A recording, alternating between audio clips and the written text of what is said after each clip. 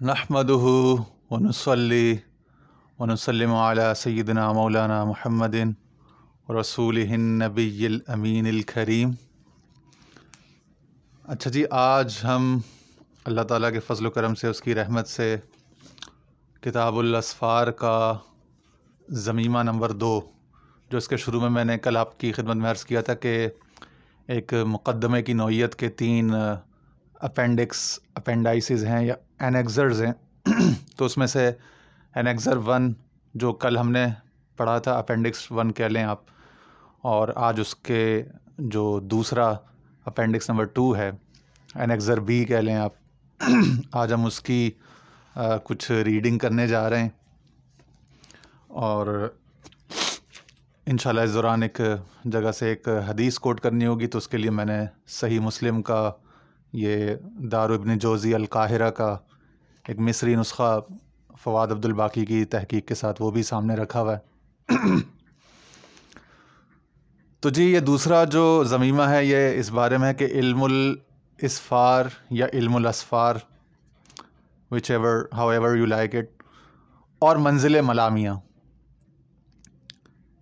ملامیہ ایک بڑا خاص طبقہ ہے، اور اب طبقات العباد یعنی اللہ تعالیٰ کے جو خاص بندے، اس کے دوست ہیں، اس کی راہ کے سافرین ہیں، سالکین ہیں، ان کے بیان پر چونکہ یہ ہے، رجال اللہ کے احوال پر، ان کے طبقات پر، تو اس حوالے سے ایک خاص یہ منزل یا طبقہ ہے، اور یہ چونکہ بلند ترین ہے اس لیے انہوں نے علم الاسفار اور منزل ملامیہ، اس کو بلند ترین منزل کو ترجمۃ الباب یعنی ٹائٹل بنا دیا اپنے اس چیپٹر کا، اور باقی اس کے ذیلی جو طبقات ہیں ان کا ہم بیان شروع کرتے ہیں۔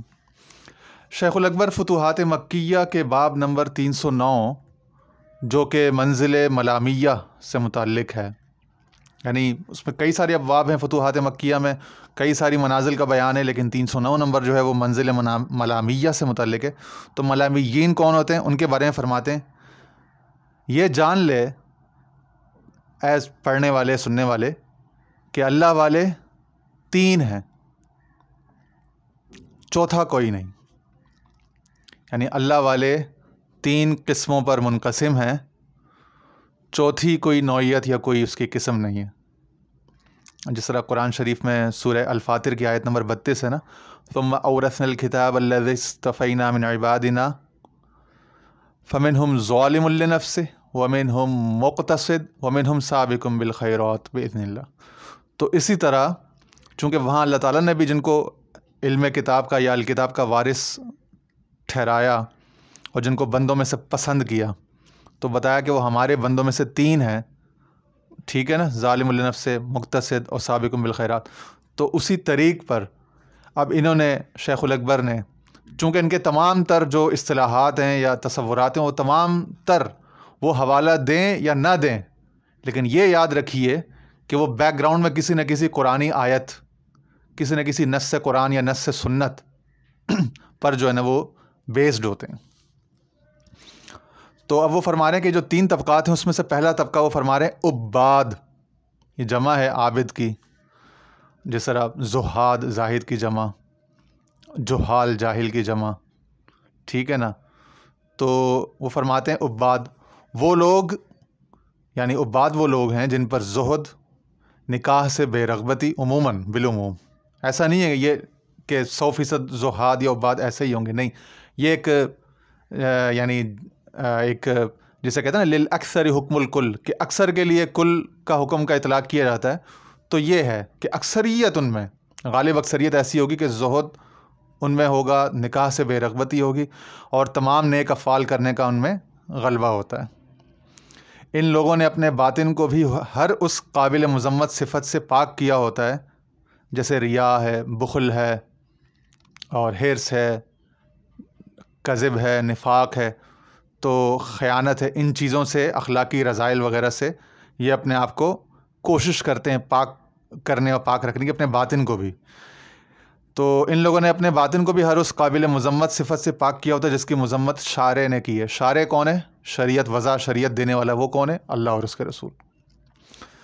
لیکن یہ لوگ جو نیک اعمال کرتے ہیں ان سے بڑھ کر کچھ نہیں دیکھتے۔ اس سے ایک تو یہ بات ثابت ہوئی کہ نیک اعمال کرنا اپنی جگہ قابل تحسین ہے، مگر ستاروں سے آگے جہاں اور بھی ہیں تو ان سے آگے بھی کچھ ہے پرسو کرنے کا. اب وہ کیا ہے وہ میں آگے پتہ چل جائے گا. فرماتے ہیں کہ یہ لوگ جو نیک اعمال کرتے ہیں بس انہی میں محصور، ان سے بڑھ کر آگے کچھ نہیں دیکھتے، یعنی ان کے پار نیک اعمال کے پار، یعنی انہیں احوال، مقامات، وہبی علوم لدنی، اسرار، کشوفات کشف کی جمع ہے، یعنی مکشوفات کہہ لیں آپ، مکاشفات کہہ لیں، ٹھیک ہے نا. کشوفات یا جو کچھ دیگر طبقے محسوس کرتے ہیں، اس کا مطلب ہے کچھ اور بھی طبقے ہیں جن کو یہ نعمتیں حاصل ہیں، تو یہ محسوسات یا یہ علوم جو ہیں خاص، یہ ان کو حاصل ہیں، ان عباد کو نہیں حاصل. تو کہہ رہے ہیں کہ احوال، مقامات، وہبی علوم لدنی، اسرار، کشوفات یا جو کچھ دیگر طبقے محسوس کرتے ہیں اس کی کوئی معرفت نہیں ہوتی ان کو، عباد کو. یہ یاد رکھیے کہ سب کچھ عباد کا چل رہا ہے. ان لوگوں کو عباد کہا جاتا ہے. اگر ان کے پاس کوئی دعا کی غرض سے آئے تو ہو سکتا ہے ان میں سے کوئی اسے جھڑک دے یا یہ کہے میں کیا چیز ہوں جو آپ کے لیے دعا کروں، میری کیا اوقات. یعنی کہ اس حد تک وہ احتیاط کرتے ہیں کہ کہیں نفس خودی کا دعویٰ نہ کر بیٹھے، موٹا نہ ہو جائے نفس، پھول نہ جائے، خوش نہ ہو جائے کہ میری واہ یا کوئی ایسی یعنی شان و شوکت، اور جو وہ پنجابی میں کہتے ہیں نا ٹور ہو رہی ہے، ٹور بن رہی ہے، تو یا کراچی کی زبان میں کہتے ہیں کہ بھرم یا چوڑا. تو وہ چوڑے پن سے، بھرم سے، ان سب یہ جو محاورے جو عام جو ورنیکولر جو ہے کراچی کا جو ہے سلینگ ہے یا پنجاب کا سلینگ ہے، تو میں نے سلینگ بھی اور ادبی جو کتابی جو الفاظ ہیں، اصطلاحات، وہ بھی ساتھ ساتھ استعمال کر رہے ہیں تاکہ ہر خاص و عام کو سمجھ آتی رہے بات. تو اگر ان کے پاس کوئی دعا کے لیے آئے گا تو ہو سکتا ہے وہ اس کو جھڑک دیں کہ بھائی میں کیا چیز ہوں، میں دعا کروں، میرے پاس کوئی کیا اوقات ہے میری. احتیاط برتتے ہوئے کہ کہیں ان میں غرور نہ آ جائے، اور نفس کی چالوں سے خوف کھاتے ہوئے کہ کہیں اس عمل میں ریاکاری نہ شامل ہو جائے. یعنی کسی کے لیے دعا کرنا، یعنی میں دعا کا منصب مستجاب الدعوات ہو گیا، اب نفس تو پھولے گا، پھر وہ کہاں آدمی 7ویں آسمان سے نیچے اترے گا اور یعنی کہ گراؤنڈ ٹو ارتھ ہوگا. اگر ان میں سے کوئی کتاب پڑھتا ہے، یعنی یہ عباد لوگ جو ہیں، تو وہ حارث المحاسبی کی کتاب الرعایا یا اس طرز کی کتابیں ہی پڑھتا ہے. اب یہ کتاب الزہد، کتاب الرعایا جو ہے، اس میں بہت زیادہ یعنی کہ نفس کے جو عیوب ہیں، معائب ہیں، ان کے اوپر تفصیلی بیان ہوتا ہے. جس طرح امام غزالی کی بھی کیمیائے سعادت یا اور کتابیں، مکاشفۃ القلوب وغیرہ، تو ان میں ریا پر، بخل پر، اور یعنی نفس کے مکروں پر جو ہے نا، ان پر بڑے چونکہ تفصیلی مفصل بیانات ہوتے ہیں. تو یہ زاہد لوگ اس قسم کی کتابیں پڑھا کرتے ہیں، ان کے ذوق یہ ہوتے ہیں. اب یہی بتایا جا رہا ہے کہ ان کا ذوق پڑھنے پڑھانے میں اور علم کے ان کا مبلغ کتنا ہوتا ہے اور ان کا ذوق علمی کیسا ہوتا ہے. آگے فرماتے ہیں شیخ الاکبر، عباد عوام سے اپنی زہد و عبادت اور احوال سے متمیز ہوئے، وہ جسمانی طور پر ان سے دور ہوئے، سو ان کے لیے بھی جزا ہے. اللہ تعالیٰ کسی کی محنت تو ضائع کرتا نہیں ہے، جو محنت کرے گا تو اس کو جزا تو ملے گی. تو ان کے لیے بھی ایک جزا ہے، چونکہ یہ لوگ یعنی اپنے زہد و عبادت کی وجہ سے اور اس طرح کے یعنی کہ پرہیزیں کرنے اور کم لباس یا سادہ لباس پہننے یا سادہ خوراک کھانے، یا اس حوالے سے یہ لوگ عوام سے چونکہ جو ہے وہ ڈسکریمنیٹ ہو جاتے ہیں، ڈسٹنگوش ہو جاتے ہیں، تو اس حوالے سے پھر اور جسمانی طور پر بھی ان سے دور ہوتے ہیں. بہت ساری جسمانی لذات اور تعلقات جو ہے اس سے یہ لوگ جو ہے وہ کنارہ کشی اور زہد اختیار کرتے ہیں. تو اس بنا پر ان کو اللہ تعالیٰ کہ ہاں یہ معجور ہوں گے، ان کو ان کی جزا ملے گی. آگے فرماتے ہیں کہ اس سے ایک بلند طبقہ ہے، وہ ہے صوفی. اور صوفی سے مراد وہ پاکستان ہندوستان میں ہمارے ہاں جو وہ ایک محاورہ ہے صوفی جسے کہہ دیا جاتا ہے، وہ نہیں ہے. اب صوفیاء کرام کے ہاں بھی صوفی کی ایک تعریف ہے، لیکن شیخ الاکبر کے ہاں جس طبقے کو صوفی کہا جا رہا ہے وہ ان سے بلند ہے.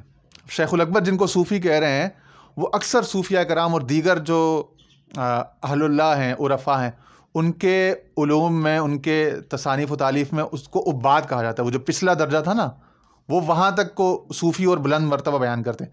شیخ الاکبر نے ذرا تھوڑی زیادہ بلند اور زیادہ اونچی بات کہی ہے نا، تو انہوں نے جو بلند ترین تھا اس کو متوسط درجہ سمجھا اور بیان کیا اور اسے صوفی قرار دیا. اس کے بعد ایک تیسرا بلند ترین مقام بھی، جس کو میں نے شروع میں اشارہ دیا تھا، ملامیہ. تو آخری منزل ملامی ہے، وہاں تک ہم جائیں گے۔ اب بیچ میں جو پروگریشن ہے اس پوری پروگریشن کو ہم سمجھتے ہوئے جا رہے ہیں کہ پہلا عباد، ان کے احوال آپ سے ذکر کر دیے گئے، بیان کر دیے گئے۔ اب صوفی یہ کون لوگ ہیں؟ دوسری قسم ان سے اوپر ہے، یعنی کہ جو پیچھے ذکر ہوا عباد ان سے اوپر ہے۔ یہ تمام افعال کو اللہ کے افعال دیکھتے ہیں، یعنی تمام افعال کو من جانب اللہ مانتے ہیں، جیسا کہ سورہ الصافات کی آیت نمبر 96 ہے، واللہ خلقکم وما تعملون، کہ اللہ ہی ہے جس نے تمہیں پیدا کیا اور تمہارے اعمال کو۔ تو یہ تمام افعال کو من جانب اللہ، یعنی اللہ کے افعال دیکھتے ہیں، اور یہ کہ ان کا اصلاً کوئی فعل نہیں، یعنی یہ لوگ اپنے آپ کو خود سپردگی میں لے جاتے ہیں اور اپنے ارادے سے شعوری طور پر جو ہے نا یہ لوگ اپنے تئیں فنا ہو چکے ہوتے ہیں، اور اللہ کی رضا میں اپنی رضا کو چونکہ یہ محو کر چکے ہوتے ہیں، تو ان کے تئیں، ان کے نزدیک، چونکہ اصلا ان کا کوئی فعل نہیں، تو یہ ہر فعل کو من جانب اللہ سمجھتے سو اس لیے ان سے ریاکاری نکل گئی، کیونکہ ریاکاری تو ان کا فعل تھا نا۔ اگر بندہ اپنے حواس، اپنے شعور، اپنے ارادے، اپنے عزم کے ساتھ قائم ہو تو ریا کا بھی امکان ہے۔ اگر بندہ ہی اپنے ارادے سے اور اس سے فنا ہو جائے، ٹھیک ہے، اور خود سپردگی کے عالم میں ہو، تو پھر ریا کہاں رہی؟ اب تو جو بھی ہے وہ اللہ کی عطا اور اللہ کا امر اور اللہ کا اس میں جو ہے وہ فعل جاری ہوگا نا، اس کے امر کا اجرا ہوگا اس میں سے۔ تو یہ چونکہ یہ سمجھتے ہیں کہ ان کے اصلاً ان کا کوئی فعل نہیں، سو اس لیے ان سے ریاکاری نکل گئی۔ اگر تو ان سے کسی ایسی چیز کے بارے میں پوچھے جس سے اہل طریقت احتیاط برتتے ہیں، تو یہ کہتے ہیں، قرآن کی وہ آیت پڑھ لیتے ہیں یہ لوگ، سورہ انعام کی آیت نمبر 40 ہے، غیر اللہ تدعون ان کنتم صادقین، یعنی کیا تم اللہ کے سوا اوروں کو پکارتے ہو اگر تم سچے ہو؟ یعنی اگر کوئی ان سے مدد مانگے، کوئی دعا کی درخواست کرے، یا کوئی خاص کوئی اسرار کی، علم کی، معرفت، طریقت کی بات، کوئی ایسی خاص اندر کی بات پوچھے، تو یہ احتیاط برتتے ہیں اور کہتے ہیں کہ بھائی یہ تو اللہ کا عطا ہے جو جس کو چاہے عطا کر دے، کیا تم اللہ کے سوا اوروں کو پکارتے ہو اگر تو سچے ہو؟ یعنی وہاں پہ یہ اپنے آپ کو جو ہے وہ احتیاط کرتے ہوئے، یعنی وہ جو زہاد والی جو کیفیت تھی نا پیچھے عباد والی، اس فیز میں، اس موڈ میں لے جاتے ہیں۔ اس کا مطلب ہے کچھ کمی رہ گئی نا، یعنی یہ اب اپنے مرتبے پر اور اپنے اس پر قائم نہیں رہے، اس سے نیچے کے سٹیج میں چلے گئے۔ ویسے یہ سمجھتے تھے کہ اصلا ان کا کوئی فعل نہیں، اور ریاکاری بھی نکل گئی، اور سب کچھ وہ ہے، اللہ ہی ہے، تو ان کو یہاں اپنے آپ کو اللہ کے ماں سوا کنسیڈر کرنے کے بجائے اللہ ہی کی ترجمانی کرتے ہوئے مدد کر دینی چاہیے تھی، لیکن احتیاط کیا۔ اس کا مطلب ان کا شعور حاضر ہے، اس کا مطلب ہے یہ ایک اور جو بلند تر علم ہے جس کا آگے بیان آئے گا، اس سے محروم ہے ابھی تک۔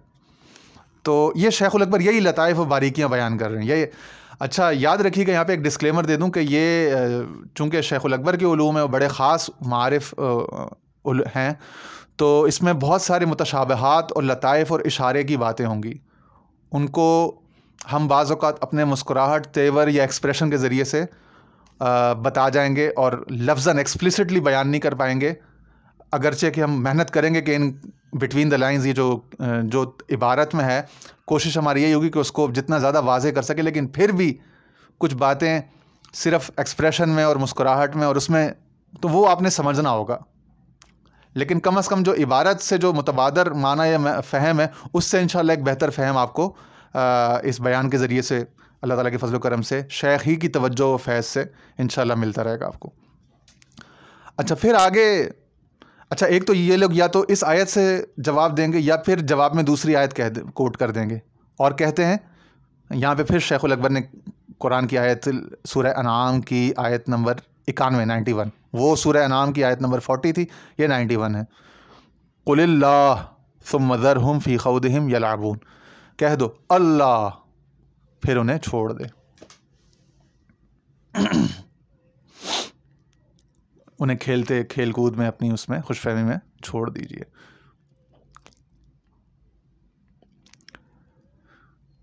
اس کی بڑی خاص وجہ ہے، وجہ یہ کہ ہر کوئی اس کا اہل نہیں ہوتا کہ انہیں بتا دی جائے،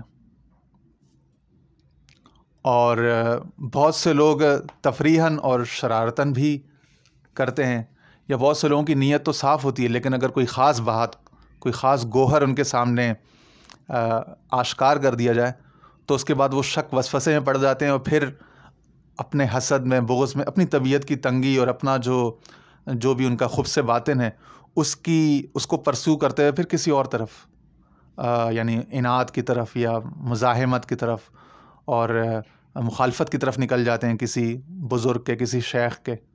تو اسی لیے پھر یہ لوگ احتیاطاً بجائے بات کہہ دینے کے، جو یہ جانتے ہیں، جن پر یقین بھی ہوتا ہے اور طبیعت بھی، من بھی کر رہا ہوتا ہے، لیکن کہتے ہیں اللہ ثم ذرہم فی خوضہم یلعبون. یا بھی یوں کہے کہ وہاں مجلس ذکر یا مجلس نعت برپا کر دیتے ہیں، ان کو ذکر میں لگا دیتے ہیں، چلو جی اور بات آئی گئی ہو جاتی ہے. تو طالب کے کسی خاص سوال کا جواب نہ دینے میں احتیاط کرتے ہیں، اپنا حال بھی چھپاتے ہیں، اپنا علم، اپنا سر یعنی اپنا راز جو ہے ولایت کا، قرب الہی کا، وہ بھی چھپاتے ہیں. اور یہ ہے کہ طالب کی تشنگی پوری نہیں کر پاتے اور بعض اوقات احتیاطاً اس طرح کر کے چھوڑ دیتے. یہ لوگ محنت و کوشش، پرہیزگاری، زہد و توکل وغیرہ میں عباد جیسے ہی ہیں.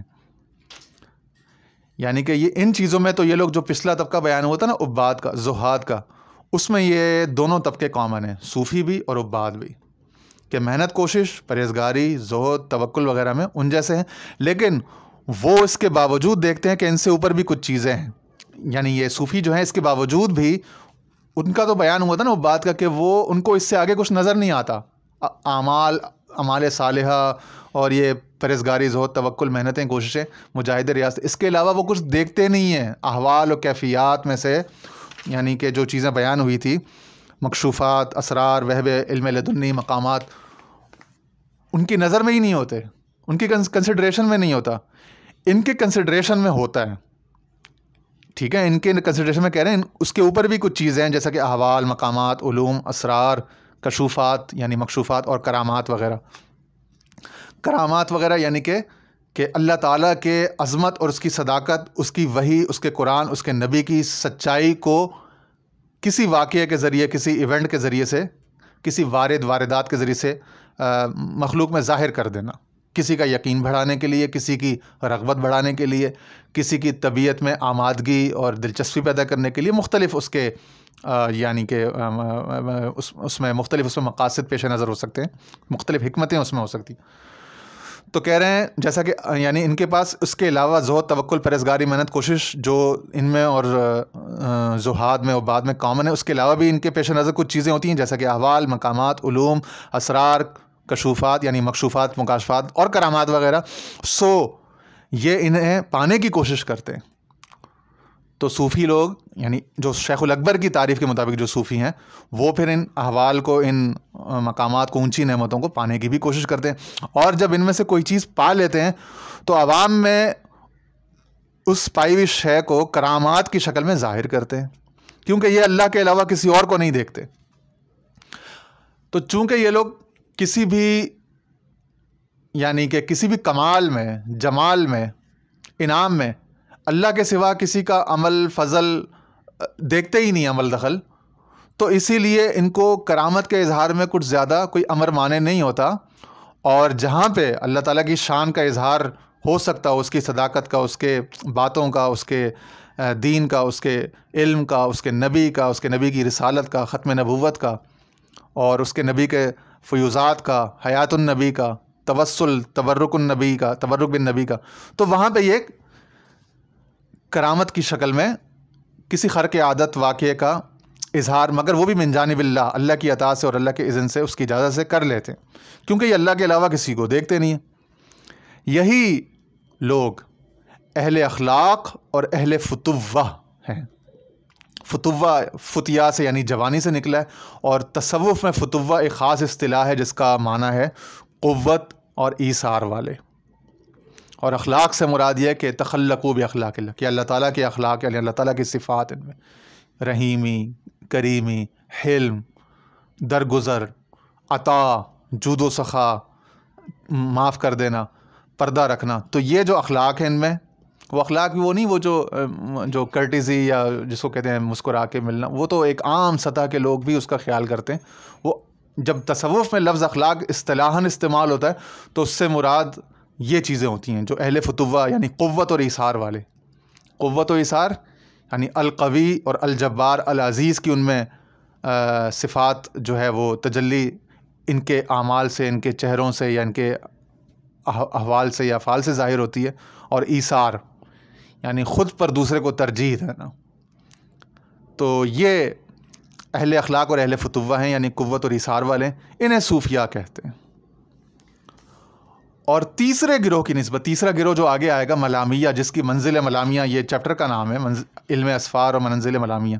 تو کہہ رہے ہیں تیسرا یعنی آگے آنے والے گروہ کی نسبت ان کے، یعنی جب کمپیریزن میں دیکھیں گے تب، ویسے نہیں، جب خاص اس جہت سے، اس فریم آف ریفرنس میں پٹ کر کے ان کو دیکھیں گے تو یہ لوگ کمپیریٹیولی اہل رعونت اور اصحاب نفوس ہیں. اب رعونت بھی وہ رعونت نہیں ہے جس کو دنیا میں تکبر یا فرعونیت یا رعونت کہتے ہیں، وہ دنیا داروں کی وہ الگ چیز ہے. اس سے تو پیچھے جو طبقہ بیان ہوا تھا نا، بعد وہ لوگ بھی بچنے کی پرہیز کرتے ہیں. وہ لوگ بھی جیسے کہا تھا کہ دعا نہیں کرتے، وہ کہتے ہیں ہم کیا چیز ہے، ہم اس قابل تھوڑی ہیں، اور اپنے نفس پہ نظر رکھتے ہیں. وہ تو وہ نیچے والے لوگ ہی بچ گئے تھے. تو ان کو جب بڑوں کے مقابلے میں، یعنی آخری جو اسٹیج ہے اعلیٰ ترین ملامیہ، ان کے مقابلے میں جب ان کو شیخ الاکبر کہہ رہے ہیں کہ ان میں کچھ ایک گنا، کچھ درجے رعونت ہوتی ہے اور اصحاب نفوس یعنی کچھ ان کا نفس باقی ہوتا ہے، وہ کس وجہ سے کہہ رہے ہیں؟ اب یہاں حاشیہ میں انہوں نے لکھا ہے کہ فتوحات، یعنی شیخ الاکبر کی فتوحات مکیہ میں، اور رعونت کا مطلب بیان کرتے ہوئے شیخ الاکبر لکھتے ہیں اگر تو ہم سے پوچھے کہ رعونت کیا ہے تو ہم کہیں گے اپنے مزاج کے پاس ٹھہرنا برخلاف اہل نیت جو حق کے پاس ٹھہرتے ہیں. یعنی ذرا سے بھی خودی اگر باقی ہو، یا اپنی طبیعت یا اپنے مزاج کے کچھ ریمننٹس یا کچھ اثرات باقی ہوں، ٹھیک ہے، تو اس ذرا سا بھی جو ہے نا اس کے پاس ٹھہرنا اور اس کی انسپریشن میں رہنا، وہ ذرا سا بھی جو اگر ہوگا نا تو وہ رعونت کہلائے گا. حالانکہ وہ جو ہے نا وہ ایک عام آدمی یا ایک عام عابد زاہد کے احوال سے بہت بلندر ہوتا ہے، لیکن چونکہ اگلے کے مقابلے میں کچھ باقی رہ گیا ہوتا ہے. جیسا کہ فرمایا کہ جب ان سے کوئی خاص بات پوچھی جائے تو احتیاط برتتے ہیں، کیا تم اللہ کے سوا اوروں کو پکارتے ہو، اور یہ اس طرح کی. تو وہی چیز کنٹینیو ہو رہی ہے.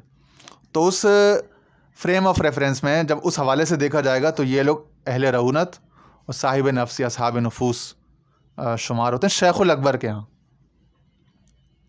ایسا نہیں کہ عام آدمی ان کو انالائز کرو، یا عام آدمی کا انالیسس، عام آدمی تو ان کے قدموں کی خاک کو بھی نہیں پہنچ سکتا جو ان کے احوال بیان ہو رہے ہیں.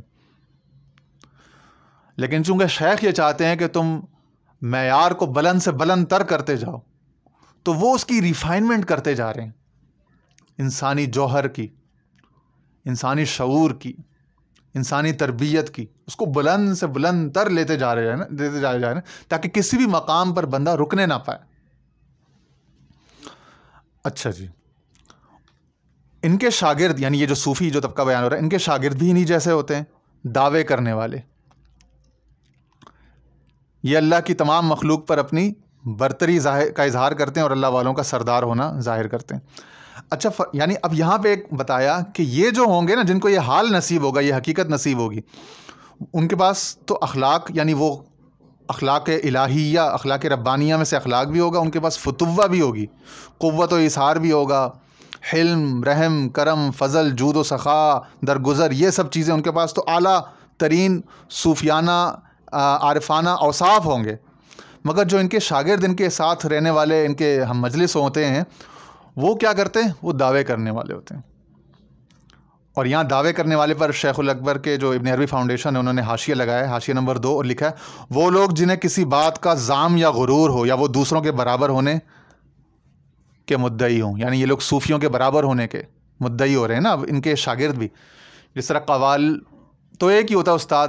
اب جب استاد نصرت فتح علی خان یا استاد غلام فرید صابری قوالی پڑھ رہا ہے، پیچھے جو ہم نوا ہوتے ہیں وہ بھی اس کے شعر کو پیچھے کورس میں ریپیٹ کرتے ہیں. اگر وہ اپنی تئیں یہ سمجھنے لگ جائیں کہ وہ بھی قوال ہیں یا وہ بھی گویے ہیں، وہ بھی استاد ہیں، تو ہو گیا نا کام. وہ تو استاد نہیں ہے، مگر چونکہ وہ کاپی کر رہے ہیں، ایمیولیٹ کر رہے ہیں اپنے شیخ کو، اپنے جو اس فن میں جو ان کا استاد ہے، تو وہ اپنے آپ کو ویسا ہی سمجھنے لگ جاتے ہیں، خوش فہمی ہو جاتی ہے، تو وہ دعوے کرتے ہیں. حالانکہ ان کے پاس یہ حال نہیں نصیب، بس دعویٰ آ جاتا ہے ان کے پاس. ظاہری یا تو لباس ان جیسا یا ظاہری وضاقت اور اسٹائل ویسا اپنا لیتے ہیں, اسٹائل کو بھی دعویٰ کہا جا رہا ہے. اور ویسے گفتگو اور ویسے جو ان کی مجلس میں جو باتیں سنی ہوتی ہے اس کا کسی عام جگہ یا کسی بے محل مقام پر بیان جو ہے وہ بھی دعویٰ ہے. تو یہ دعوے کی مختلف صورتیں, ان کے شاگرد بھی انہی جیسے ہوتے ہیں, یعنی کہ دعوے کرنے والے. یہ اللہ کی تمام مخلوق پر اپنی برتری کا اظہار کرتے ہیں اور اللہ والوں کا سردار ہونا ظاہر کرتے ہیں. یہاں تک کہ یعنی کہ مخلوق پر اپنی برتری بھی ظاہر کرتے ہیں ان کے شاگرد, اور اپنے آپ کو اللہ والوں کا سردار بھی سمجھنے لگ جاتے ہیں اپنے تئیں. آگے فرماتے ہیں کہ صوفیاء عوام میں اپنے دعووں اور خلاف عادت یعنی خرق عادت, یعنی عادت جیسے عادت ہے نا کہ کمرے میں اگر بجلی نہیں ہے تو روشنی نہیں ہوگی. اب اگر کوئی بندہ اپنے چھو کر کے یا کچھ کر کے روشنی پر بغیر بجلی کے بغیر مادی سبب کے پیدا کر دے تو یہ خرق عادت خلاف عادت واقعہ ہو گیا. ٹھیک ہے نا. اسی طرح اور چیزیں تو یعنی دل کے حال کو جان لینا یا کوئی ایسی بات, تو یہ سب خرق عادت یعنی خلاف عادت باتیں یعنی کرامات جو ہیں. تو آگے فرماتے ہیں صوفیاء عوام میں اپنے دعووں اور خرق عادت باتوں سے متمیز ہوئے, یعنی وہ ڈسٹنگوش ہوئے کہ ان کے پاس ایک تو دعویٰ ہوا کہ اللہ ان کے ساتھ ہے اور اللہ کا فضل ان پر شامل حال ہے, ایک بات, کیونکہ وہ کرامت کا اظہار اور احوال مقامات یا علوم کا بعض جگہ اظہار یا بیان کرتے ہیں. اسی طرح خلاف عادت یا خرق عادت واقعات بھی ان سے صادر ہوتے ہیں یا ان کے ارد گرد جو ہے نا وجود پذیر ہوتے ہیں. اب آگے کچھ مثالیں دی ہیں کہ کس طرح خرق عادت واقعات, جیسا کہ خواطر پر بات کرنا یعنی دل کے خطرات پر, یعنی دل میں ان کے مجلس میں کسی بندے کے کوئی خیال آیا یا گھر سے بندہ کوئی خیال لے کر سوچا کہ میں یہ سوال کروں گا, یا کوئی اس کا مسئلہ تھا گھر میں پیچھے شہر میں, اب وہ ملنے آیا صوفی سے اور صوفی نے اس کے دل کا جو راز تھا, جو دل کا خیال تھا, جو دل میں جو اس کی بات چھپی ہوئی تھی وہ بتا دی, اس کے خطرے کو یعنی دل کا جو خطرہ تھا خیال تھا اس کو ظاہر کر دیا. خواطر تصوف میں خطرات کہتے ہیں خیالات کو یا وسوسوں کو. اور دعا کا جواب دینا, یعنی دعا کا جواب دینا یہ کہ کسی نے دور شہر سے مدد کے لیے پکارا اور یہ اس کی مدد کے لیے پہنچ گئے. کسی نے کوئی سوال پوچھا, انہوں نے اپنی روحانی طاقت سے تصرف سے اس کے دماغ میں یا اس کے دل میں اس سوال کا جواب القاء کر دیا, اس مشکل کی یعنی کہ وہیں بیٹھے بیٹھے اس کی آسانی کر دی. اگر اس نے اپنے شیخ کو تصور کر کے پکارا یا اس کا یعنی کہ اس کی طرف متوجہ ہوا تو اس نے اپنی توجہ سے اس کی مشکل حل کر دی, یا اس کے خواب میں آ کے اس کی مشکل حل کر دی. تو یہ ساری باتیں یعنی دل کے احوال پر مطلع ہونا اور بات کرنا, دعا کا جواب دینا یعنی پکار کا جواب دینا, مدد کر دینا, دور سے سن لینا کوئی بات, کائنات میں کہیں سے بھی کھانا, یعنی بظاہر کئی دن گزر گئے اور اپنے اولاد کے ساتھ یا مریدوں کے ساتھ دوستوں کے ساتھ کچھ نہیں کھایا, اب لوگ حیران ہیں کہ بھئی کھانا نہیں کھایا تو جسم کیسے سلامت ہے. تو کائنات میں کہیں سے بھی کھا لینا, چونکہ ظاہر ہے کہ سیر نصیب ہوتی ہے, کرامت اور انعامات نصیب ہوتے ہیں, تو ابھی تو ربی یطعمنی و یسقینی, تو اس کا فیض نصیب ہوتا ہے. تو کائنات میں کہیں سے بھی کھا لینا, اور ہر خلاف عادت بات وغیرہ, یعنی کوئی بھی جو فزیکل لاز کو ڈیفائی کرنے والی چیز ہو اس میں سے کچھ بھی اگر اس کے ارد گرد ہوگا تو وہ خلاف عادت یا خرق عادت واقعہ یا خرق عادت بات کہلائے گی. اس حوالے سے یہ لوگ ڈسٹنگوش ہو جائیں گے, تو الگ سے نظر آ جائیں گے. جب نظر آ جائیں گے تو عزت اور شہرت بھی بڑھے گی. ٹھیک ہے نا. یہ ساری اس کی نیچرل چیز. آگے یہ کسی ایسی چیز کو ظاہر کرنے سے نہیں رکتے جو لوگوں میں ان کی پہچان اللہ والوں کی حیثیت سے کروائے, کیونکہ یہ اپنے گمان میں اللہ کے سوا کسی شے کا مشاہدہ نہیں کرتے. یعنی جو بھی کچھ ہو رہا ہوتا ہے, جو بھی انعام مل رہا ہے, شہرت عزت آ رہی ہے, تو ان کے نزدیک تو سب کچھ اللہ کی طرف سے ہوئے جا رہا ہے, یہ اللہ عطا کر رہا ہے. اللہ کے نام کو اور یعنی کہ اس کی عزت کو بلند کرنے کے لیے, اور یہ کہتے ہیں کہ اور کرامتیں ہوتی رہیں, اور کوئی خرق عادت واقع ہوتا رہے, اور چیزیں ہوتی رہیں, اور مزید لوگ آتے رہیں, اور کام اچھا چلتا رہے, اور ترقی کو اور برکتوں کو یہ اللہ کی طرف سے برکتیں اور انعامات سمجھ رہے ہوتے ہیں. لیکن یہ یعنی کہ تمام اس میں اللہ کے سوا کسی کا مشاہدہ نہیں کرتے. ان سے بھی ایک بہت بڑا علم چھپا رہا. وہ علم کیا ہے؟ ملامت کا, عبودیت کا. اس کا اگلے اعلیٰ ترین اولیاء کے طبقے میں ذکر ہوگا ملامیہ. تو شیخ فرما رہے ہیں کہ ان سے بھی یعنی اتنا سب کچھ ہونے کے باوجود ان سے ایک بہت بڑا علم چھپا رہا. یہ جس حال میں ہے, اور ایک یہاں پہ خطرہ بھی بیان کیا, ایک مسئلہ ہے یہاں پہ کہہ رہے ہیں کہ یہ جس حال میں ہے اس میں مکر اور استدراج سے سلامتی یعنی عافیت بہت کم ہے. کہیں نہ کہیں نفس کھیل جائے گا، کہیں نہ کہیں دنیا، شیطان، نفس کہیں نہ کہیں ڈگمگات دے گی بندے کو، کہیں نہ کہیں کوئی خطا سرزد ہو سکتی ہے. چانسز ہیں یہاں بھٹکنے کے، بہکنے کے. مکر اور استدراج سے عافیت نہیں ہے ان راہوں میں، اس سے سلامتی بہت کم ہے. بہت مشکل سے، بہت زیادہ عزم اور بصیرت رکھنے والے لوگ ہی ہوں گے جو ان تمام نعمتوں اور ان تمام احوال کا ارد گرد مشاہدہ کرنے کے باوجود مکر سے اور استدراج سے کما حق ہو محفوظ رہیں. کم ہوں گے، ایسا نہیں کہ بالکل ہی نہیں ہوں گے، لیکن چونکہ نا سلامتی کم ہے. یہ نہیں کہا کہ سلامتی ہے ہی نہیں، مشکل ہے. اسی لیے غوث پاک نے اپنی سر الاسرار میں فرمایا کہ سب سے زیادہ جو عافیت کی راہ ہے وہ یعنی کہ گمنامی کی اور بدنامی کی راہ ہے. تو انہوں نے شہرت کو کہا کہ وہ بہت بڑی مصیبت ہے، بہت بڑا آزمائش، بلکہ شاید ایک جگہ فرمایا کہ ایک عذاب کی سی کیفیت ہے شہرت. اس کو نعمت اور انعام نہیں سمجھتے اہل حق، اہل اللہ. یہ دو احوال مکمل ہوئے، دو طبقات، عباد اور صوفی. اب آتے ہیں اونچی ترین جو کیٹیگوری ہے، ملامیہ، جو اونچی ترین منزل ہے. جو انہوں نے فرمایا تھا نا شروع میں کہ اللہ والے تین ہی طرح کے ہوتے ہیں، عباد، صوفی اور ملامیہ. اب ملامیہ کا بیان ہے کہ وہ اعلیٰ ترین کون سے ہوتے ہیں. تیسرا وہ گروہ یعنی ملامیہ کا گروہ جو 5 نمازوں سے زائد نہیں پڑھتے مگر سنتیں. یعنی پیچھے کے جو 2 طبقے تھے ان کے پاس کچھ نوافل، اشراق، چاشت، تہجد، اوابین وغیرہ، ٹھیک ہے نا، یہ سب چیزیں بھی تھیں، ایکسٹرا محنتیں تھیں، جس کی وجہ سے لوگوں میں ان کی عزت پذیرائی، شہرت بھی بڑا کرتی تھی، اور لوگ انہیں بڑا نیک پارسا اور اللہ والا اور حضرت صاحب اور سمجھ کے ان کے ارد گرد جمع بھی ہوتے تھے. پھر وہاں پہ دعائیں بھی قبول ہوتیں، کرامتیں بھی سرزد ہوتیں، یہ سب چیزیں. تو وہ سارا احوال بیان. اب فرما رہے ہیں کہ تیسرا وہ گروہ ہے جو صرف فرائض تک محدود ہے. دنیا کے سامنے وہ صرف 5 نمازیں پڑھتے ہیں اور سنتیں پڑھتے ہیں، اس کے آگے نہیں جاتے. یہ ان مومنین سے الگ تھلگ یعنی عام مومنین سے الگ تھلگ کسی بھی زائد حالت پر نہیں پہچانے جاتے جو اللہ کی فرائض کی ادائیگی میں لگے رہتے. یعنی عام لوگ جو اللہ کے فرائض ادا کرتے ہیں نا، فرض نماز، فرض روزہ وغیرہ، فرض زکوٰۃ، فرض حج، یہ صرف اتنا ہی کرتے ہیں جو فرض ہے، اور اس سے زائد کسی حالت پر نہیں پہچانے جاتے جس طرح ایک عام آدمی نہیں پہچانا جاتا. یہ بازاروں میں پھرتے ہیں اور لوگوں سے باتیں بھی کرتے ہیں. اللہ کی مخلوق میں کوئی بھی انہیں ایسا کچھ زائد فرض یا سنت عمل کرتے نہیں دیکھتا جس کی وجہ سے یہ عوام سے الگ نظر آئیں. چونکہ مخلوق میں کوئی بھی زائد کام یا نفلی کام یہ نہیں کرتے تو یہ عوام کو اپنے جیسے ہی نظر آتے، عوام ہی نظر آتے ہیں. عوام ان کو کوئی خاص سمجھتی ہی نہیں کہ یہ ان کے پاس بھی کوئی کمال ہوگا یا کوئی ان کے پاس بھی کوئی اللہ کا مرتبہ یا کوئی چیز ہوگی. تو عوام میں یہ الگ نظر ہی نہیں آتے، تو عوام میں بالکل ہی عوامی ہو جاتے ہیں، عوامی انداز ہوتا ہے ان کا. یہ اللہ کے ساتھ اکیلے ہوئے. اللہ کے ساتھ اکیلے کیسے ہوئے کہ جب مخلوق سے بچ گئے اور مخلوق ان کے ساتھ نہیں ہوئی، اور مخلوق نے ان کا اعتراف نہیں کیا، ان کے عظمت کو، مرتبے کو، مقام کو نہیں تسلیم کیا، تو پھر یہ ان کو اللہ کے ساتھ زیادہ وقت مل گیا نا خلوت کا. تو یہ اللہ کے ساتھ، کیونکہ اللہ تو ان کو جانتا ہے نا، اللہ تو ان کو جانتا ہے کہ یہ میرے محب ہیں، اللہ کے یہ محبوب ہیں، یحبہم و یحبونہ. تو اللہ کے ساتھ محبت کا، خلوت کا ان کو بہت زیادہ وقت اور حصہ مل جاتا ہے. اچھا، یہ اللہ کے ساتھ اکیلے ہوئے، ایسے استوار ہوئے اللہ کے ساتھ کہ اللہ کے ساتھ اپنی عبودیت سے پلک جھپکنے تک بھی نہیں ڈگمگائے.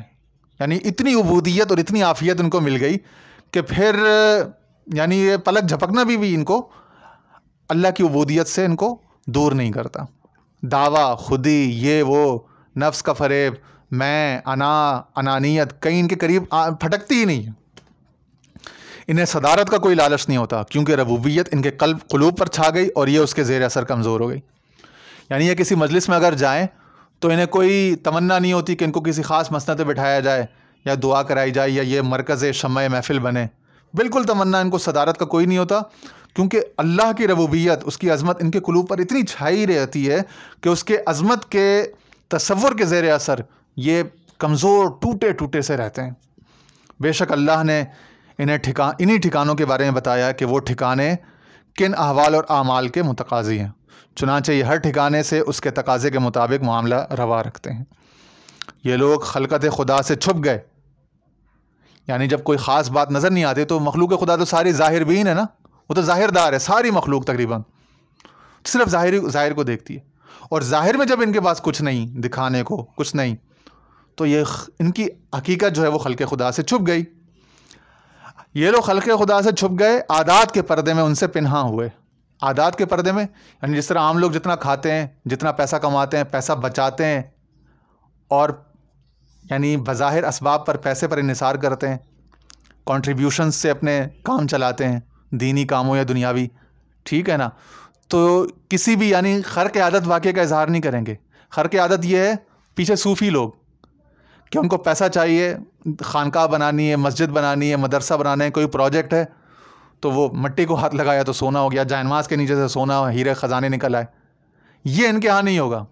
ان کے ہاں دنیاوی مینجمنٹ ہوگی دنیاوی کاموں کی، چاہے اپنی فیملی کے لیے ہو یا اپنے دوستوں کے لیے ہو، اپنی خانقاہ پر یا اپنے جو ان کی جو بھی خلوت گاہ ہے وہاں پر آنے والے مہمانوں کی قدردانی ہو، اس میں پھر غربت بھی ہوگی، تنگی بھی ہوگی، پریشانی بھی ہوگی، اور اس کی ساری جو مینجمنٹ ہوگی وہ دنیاوی ریسورس سے چل رہی ہوگی۔ یہ سارا اس میں عادت تو یہی ہے نا، عادت میں تو پھر پریشانی بھی ہے، محنت بھی ہے، جاب بھی ہے، بزنس بھی ہے، وہ یہ سب کچھ کر رہے ہوں گے، بازاروں میں پھرتے بھی ہیں، لوگوں سے باتیں بھی کرتے ہیں، کاروبار کی باتیں یعنی، اور عام ایسی باتیں کہ لوگ ان کو عام ہی سمجھتے ہیں، پھر دنیا دار سمجھتے ہیں لوگ ان کو۔ اچھا، یہ لوگ خلقت خدا سے چھپ گئے، عادات کے پردے میں ان سے پنہاں ہوئے۔ بے شک یہ اپنے آقا کے خالص و مخلص بندے ہیں، جو اپنے کھانے پینے، سونے جاگنے اور لوگوں سے بات چیت میں اسی کے دائمی مشاہدے میں رہتے ہیں۔ یہ اسباب کو ان کی جگہ پر رکھتے ہیں اور ان کی حکمت جانتے ہیں۔ یعنی یہ سمجھتے ہیں کہ پینسل ہے، ٹیبل ہے، مائک ہے، اسباب کو ان کی جگہ پر رکھتے ہیں، ان کی اہمیت، ان کی حکمت جانتے ہیں، اور اسباب کے تحت ہوتے ہیں، یعنی ابن الوقت ہوتے ہیں، جس کو بعض صوفیاء نے ابن الوقت کہا۔ کسی بھی وقت کو ری شیپ یا اپنے حق میں موڈیفائی کرنے کی کوئی بھی تصرف، کوئی بھی کرامت کا استعمال نہیں کرتے، ابن الوقت ہوتے ہیں۔ جو کرتے ہیں وہ ابو الوقت ہوتے ہیں، وہ وقت کو ری ڈیفائن کر دیتے ہیں، وقت کو ری شیپ کر دیتے ہیں۔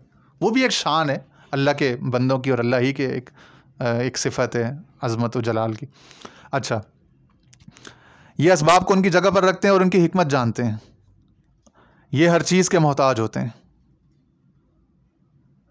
یعنی کئی جگہوں پر ان کو چھوٹی سی چیز کی بھی حاجت ہوگی تو یہ دعا سے، کرامت سے، روحانی کسی بھی مینز کو، میکینزم کو استعمال کرتے ہوئے اس کا حصول نہیں کریں گے، بلکہ کسی سے یعنی بورو کر لیں گے، کسی سے شیئر کر لیں گے، کسی سے بارٹر کر لیں گے، اپنی کوئی چیز دے کر اس سے لے لیں گے، اپنی سروسز دے کر اس سے اجرت لے لیں گے۔ یہ وہ لوگ ہیں۔ یہ بڑا مشکل راستہ ہے، بہت تلخ ہے، لیکن یہ اعلیٰ ترین اور پرعزم ترین، بلند ترین لوگوں کے احوال بیان ہو رہے ہیں۔ یہ ہر چیز کے محتاج ہوتے ہیں کیونکہ ان کے نزدیک ہر چیز مسمى اللہ ہوتی ہے۔ مسمى اللہ یعنی ہر چیز کسی نہ کسی اللہ کی اسماء یا صفت کی مظہر ہوتی ہے، اور کسی چیز میں ان کا محتاج نہیں ہوا جاتا۔ اچھا، کسی چیز میں ان کا کوئی محتاج نہیں ہوتا، یعنی یہ اپنے آپ کو کسی ایسے بلند مرتبے پر اور دینے والی پوزیشن میں لے کے بھی نہیں جاتے کہ کوئی ان کا محتاج ہو جائے، بالکل عام ہی ہو کے رہتے ہیں، بالکل خاکساری۔ خاکساران جہارا بحکارت منگر، تجھ دانی کے دریں گرد سوارے باشد۔ تجھے کیا پتہ اس گرد میں کیسے کیسے سوار ہیں۔ ان خاکساروں کو کبھی بھی حقارت کی نظر سے نہ دیکھنا۔ تو یہ ہر چیز کے محتاج ہوتے ہیں اور کسی چیز میں ان کا کوئی محتاج نہیں ہوتا، کیونکہ وہ ان میں غنا باللہ اور العزت باللہ کی صفت سے ظاہر نہیں ہوا۔ اللہ جو ہے ان کے وجود میں غنا باللہ اور العزت باللہ کی صفت سے ظاہر نہیں ہوا۔ جن میں ظاہر ہوا ہے وہ غنی و مستغنی ہوں گے، وہ معزز ہوں گے، صاحب کرامت ہوں گے، اور جو یہ ہیں یہ صاحب فقر ہوں گے، صاحب فاقہ ہوں گے، صاحب احتیاج ہوں گے، اور نہ ہی یہ حضرت الہی کے خواص میں سے ہیں جس کی وجہ سے اشیاء ان کی محتاج ہوں۔ اب حضرت الہی کیا ہے؟ اب یہ ویسے تو ایک بڑا فلسفیانہ اور عارفانہ بڑا دقیق تصور ہے، لیکن آپ مختصر یہ سمجھ لیں کہ اللہ تعالیٰ کی عظمت کی پریزنس، ٹھیک ہے نا، اس کی حضوری سمجھ لیں، اللہ تعالیٰ کی خاص عظمت کے ایک فریم آف ریفرنس جو ہے اس کو آپ سمجھ لیں حضرت الہی۔ تو چونکہ یہ لوگ اس کے حضرت الہی کے خواص میں سے چونکہ یہ نہیں ہے، تو اس کی وجہ سے ایسا بھی نہیں کہ اشیاء ان کی محتاج ہوں، یہ بالکل بندگی اور عبدیت کا سفر کرتے ہیں۔ یہ ملامیہ ہے اور اللہ والوں میں سب سے عرفہ ہے۔ اب شیخ الاکبر نے نیا ایک پیراگراف شروع کیا، فرماتے ہیں یہ ملامیہ ہیں یہ لوگ، اور اللہ والوں میں سب سے عرفہ ہیں. یعنی یہ ساری ان کی صفات پڑھ کے کوئی کسی کے ذہن میں کسی کی عقل ظاہر بین جو ہے وہ کہیں ایسا نہ سمجھے کہ یار تم کے پاس تو کوئی کمال ہی نہیں، تو کچھ بھی نہیں ہے، پھر یہ کیا ہے، یہ کیا بات ہوئی، ہم تو مزے کے لیے گئے تھے، سمجھتے مزے ہی مزے ہوں گے، تو یہاں تو کچھ بھی نہیں ہے، خاک ہی خاک ہے بھائی، یہاں تو الٹا بیڑا کر کے. تو یہاں پہ اب شیخ نے فرمایا کہ ہو سکتا ہے کسی پڑھنے سننے والے کے نزدیک ایسا ہو، لیکن شیخ الاکبر فرما رہے ہیں ہمارے نزدیک یہ ملامیہ ہیں اور اللہ والوں میں سب سے اعلیٰ ترین طبقہ ہیں. ان کے شاگرد بھی بڑے اللہ والے ہوتے ہیں. کہتے ہیں یہ تو یہ ہیں، ان کے شاگرد بھی اللہ والے ہوتے ہیں بڑے، یعنی جو ان کی صحبت میں رہنے والے اور ان کے جو مرید ہوتے ہیں وہ ان میں بھی یہ بڑے کمالات اس طرح کے ہوتے ہیں کہ بڑا فقر، بڑی عبدیت، بڑا تذلل، بڑی تواضع ہوتی ہے اور بڑا چھپانا اپنا راز. اچھا، ان کے شاگرد بھی اللہ والے ہوتے ہیں، بڑے اللہ والے ہوتے ہیں، جو اللہ والوں کی اہلیت کے مراتب میں گھومتے رہتے ہیں. ان کے شاگرد بھی، یہاں ان کے سوا ایسا کوئی نہیں جس نے اللہ کے ساتھ نہ کہ اس کے غیر کے ساتھ مقام فتوہ اور مقام اخلاق پایا ہو. یعنی اب یہاں جب یہ ایسے لوگ ہیں جنہوں نے اللہ کے ساتھ نہ کہ غیر کے ساتھ، یعنی پیچھے جو تھا انہوں نے مقام فتوہ اور مقام اخلاق پایا تھا تو اس میں کچھ ٹریسز باقی تھے، اپنے مزاج کے پاس ٹھہرنا اور خلاف اہل نیت کے جو حق کے پاس ٹھہرنا، کچھ اپنے مزاج کے کچھ ٹریسز کچھ باقی تھے اثرات. یہاں کچھ بھی نہیں، یہاں صرف اللہ کے ساتھ اسی کے فتوہ اسی کے اخلاق سے انہوں نے فیض پایا. انہی لوگوں نے تمام منازل پائیں. وہاں بتایا تھا کہ ان سے خاص علم بڑا علم چھپا رہا، یہاں فرمایا کہ انہی لوگوں نے تمام منازل پائیں اور دیکھا کہ اللہ تعالیٰ دنیا میں مخلوق سے چھپا ہے. تو ان لوگوں نے یہ بھی دیکھ لیا کہ اللہ تعالیٰ دنیا میں مخلوق سے چھپا ہے. یعنی دنیا میں اللہ کی جو ناقدری یا بے توقیری ہے مخلوق کے ہاں، اس کو انہوں نے ایکسپیرینس کیا اپنی زندگی میں، اپنے وجود کی، اپنے شعور کی سطح پر. جو قرآن شریف میں آیت ہے نا، سورہ الانعام کی آیت نمبر 91 وما قدر اللہ حق قدرہ، کہ نہیں پہچانی انہوں نے اللہ کی قدر جیسا کہ اس کی قدر تھی. سورہ زمر کی آیت نمبر 67 میں بھی یہی ہے. دو جگہ اللہ تعالیٰ نے یہی کلمات ارشاد فرمائے، وما قدر اللہ حق قدرہ، اور نہیں کی انہوں نے اللہ کی قدر جیسا کہ اس کی قدر تھی. تو مخلوق کو اللہ تعالیٰ نے فرما دیا کہ وہ اللہ کی قدردان نہیں ہے، بڑی ناقدری ہے. اور پھر سورہ نوح کی آیت نمبر 13 میں فرمایا ما لکم لا ترجون للہ وقارا، کیا ہوا تم لوگوں کو، کیوں نہیں تم لوگ اللہ کے لیے عزت اور وقار اپنے دل میں محسوس کرتے. تو یہ جو اللہ تعالیٰ کی جو مخلوق کے نزدیک جو اللہ کا جو پریڈومیننٹلی جو محجوب ہونا ہے اور اتنی قدر اتنی اہمیت کرنا ہونا ہے، اس حقیقت کو بھی یہ اپنے اندر پا لیتے ہیں، محسوس کر لیتے ہیں. چونکہ یہ اس کے خواص ہیں، تو انسان کا بھی یہ ہے نا کہ انسان کا کوئی خاص ہو، کہتے ہیں یار یہ میرا خاص دوست ہے، تو اس کو راز بتا دیتا ہے. یہ میرا خاص بیوی ہے یا بیٹا ہے یا کوئی خاص بھائی ہوتا ہے تو بندہ اس کو خاص کر لیتا ہے، اس کے اوپر غیرت کھاتا ہے کہ اس کو کوئی کچھ نہ کہے، اس کی عزت میری عزت ہے نا.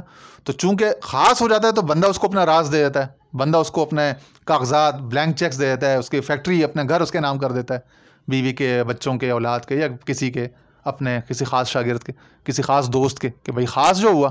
تو اللہ تعالیٰ اپنے خواص کے ساتھ کتنی مہربانی کرتا ہوگا. پھر اللہ تعالیٰ ان کو اپنے خاص جو اس کی جو شانیں ہیں، کیفیات، محسوسات ہیں، اس میں سے بھی کچھ حظ، کچھ ذائقہ، کچھ حصہ چکھاتا ہے اپنے ان خاص بندوں. یہ باتیں بڑی بلند ہیں، اگر نہ سمجھ میں آئے تو معذرت بھی چاہیں گے، مگر شیخ کا کلام ایسا ہے، شیخ کے علوم اتنے بلند ہیں، ہم کیا کر سکتے ہیں. تو فرماتے ہیں کہ اور انہوں نے دیکھا، ان لوگوں نے تمام منازل پائیں اور دیکھا کہ اللہ تعالیٰ دنیا میں مخلوق سے چھپا ہے، چونکہ یہ اس کے یعنی اللہ کے خواص ہیں. سو یہ بھی اپنے آقا کے حجاب کے باعث مخلوق سے چھپ گئے. تو یعنی جب انہوں نے دیکھا کہ بھائی ہمارے مولا کی ہی کسی کو کوئی وہ نہیں ہے، ضرورت نہیں ہے، اہمیت نہیں ہے، سب کو اپنے ہی کام کروانے ہیں، اپنی ہی چیزیں چاہیے، اپنا ہی ذات کے لیے کمالات اور نعمتیں چاہیے، اپنی جنتیں حوریں چاہیے، ہر کوئی اپنی غرض میں پڑا ہوا ہے اور اس کا کوئی نہیں ہے. تو پھر ہم ان ناقدروں بے وفاؤں کے لیے کیوں اپنی زندگی تباہ کریں؟ ہم کیوں نہ اس کے درد میں اس کے ساتھ شامل ہو جائیں اور اس کے احساس میں، اس کے احوال میں اس کے ساتھ شریک ہوں. تو یہ کر کے پھر وہ اس پلڑے میں اپنا وزن ڈال لیتے ہیں. چونکہ یہ اس کے خواص، سو یہ بھی اپنے آقا کے حجاب کے باعث یعنی اپنے اللہ کے حجاب کے باعث مخلوق سے چھپ گئے، انہوں نے بھی گوشہ نشینی اور گمنامی اختیار کی۔ بس حجاب کے پیچھے یہ مخلوق میں صرف اپنے آقا کو دیکھتے ہیں۔ اب جب حجاب کے پیچھے ہو گئے تو یہ لوگوں کو نہیں دیکھتے پردے کے پیچھے، پردے کے پیچھے لوگ ان کو نہیں دیکھتے، اب رہ گئی صرف خلوت۔ تو اللہ بھی مخلوق کے حجاب کے پیچھے، یہ بھی حجاب کے پیچھے، اب یہ حجاب کے پیچھے جو حجاب کے پیچھے یہ اس کو دیکھتے ہیں، وہ ان کو دیکھتا ہے۔ لیکن جب آخرت کا گھر ہوگا اور حق جلوہ افروز ہوگا تو یہ بھی اپنے آقا کے ظہور کے باعث وہاں ظاہر ہوں گے، یعنی وہاں پھر ان کی عظمت، ان کے جھنڈے گھڑیں گے، وہاں یہ ظاہر ہوں گے، کیونکہ اس دن اللہ بھی اپنی ایک عجیب شان کے ساتھ ہوگا۔ لمن الملک اليوم للہ الواحد القہار، جب وہ اپنی تمام تر شؤون کے ساتھ ظاہر ہوگا، جلوہ گر ہوگا، تو یہ بھی وہاں پہ جلوہ گر ہوں گے، ظاہر ہوں گے۔ اس وقت ان کا تکبر، ان کی عزت، ان کا جلال، ان کا نخرہ، ان کا گھمنڈ اور ان کی مستی دیکھنے والی ہوگی۔ بس دنیا میں ان کا مرتبہ نظروں سے اوجھل ہے۔ ملامیہ مخلوق خدا میں کسی چیز سے متمیز نہیں ہوتے، یہ گمنام لوگ ہیں۔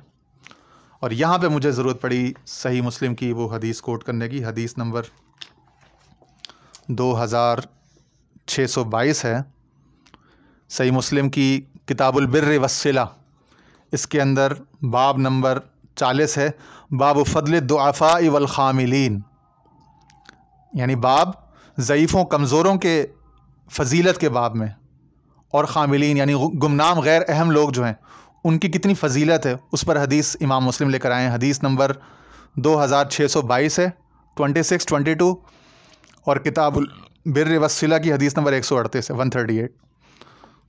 تو آپ کتاب کی دیکھ لیں یا صحیح مسلم میں دیکھ لیں تو 2622 ہے، اور باب نمبر 39 باب نمبر 40 باب نمبر 40 ہے، باب فضل الضعفاء والخاملین، کمزوروں، ضعیفوں، مجبوروں، مقہوروں اور گمنام غیر اہم لوگ، انسگنیفیکنٹ لوگوں کی فضیلت جو اللہ اور اس کے رسول کے نزدیک ہے، اس کے باب میں فرماتے ہیں امام مسلم: حدثنی سوید بن سعید حدثنی حفص بن میسرۃ عن العلاء بن عبد الرحمن عن ابیہ عن ابی ہریرۃ رضی اللہ تعالیٰ عنہ ان رسول اللہ صلی اللہ علیہ وسلم قال: رب اشعث مدفوع بالابواب لو اقسم علی اللہ لابرہ۔